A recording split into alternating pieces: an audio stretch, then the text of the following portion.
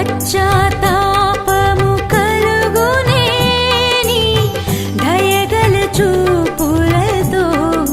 క్షమించబడుదురు ఎవరైనా రక్త ప్రోక్షణతో పశ్చాత్తాపము కలుగునే నీ దయగల చూపులతో క్షమించబడుదురు ఎవరైనా